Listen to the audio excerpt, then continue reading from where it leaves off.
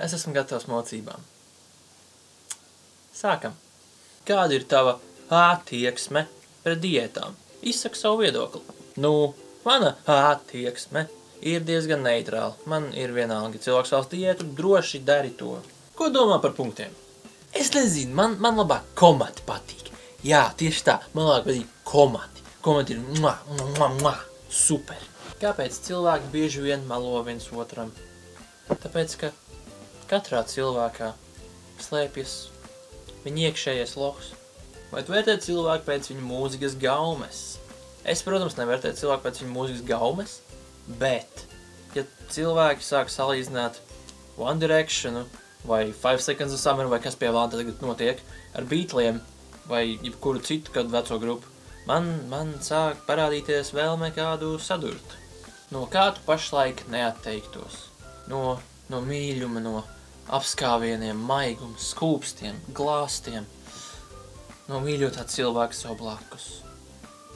Bet tagad viss joks pie malas. Nu, vai tu atteiktos no 10 miljoniem? Come on! Tātad askā ir tā lieta, ja tu aizsūti kādam viņam ir kā jāsaka viedoklis par tevi, un tavs niks ir purkšķis 1, 2, 3.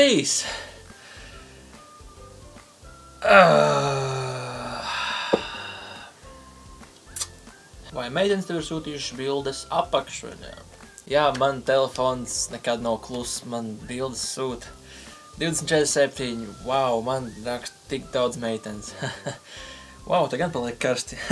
Nē, tās ir mans asaras.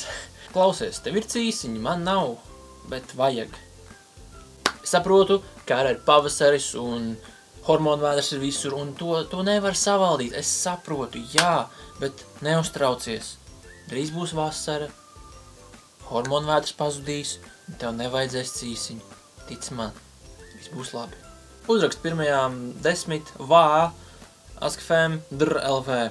Nu, piedodāt vai no, bet tāda programma kā vā man nav. Askfmā čatotas ir diezgan stulbi. Un lv. Piedodāt vai no, bet es neesmu ārsts.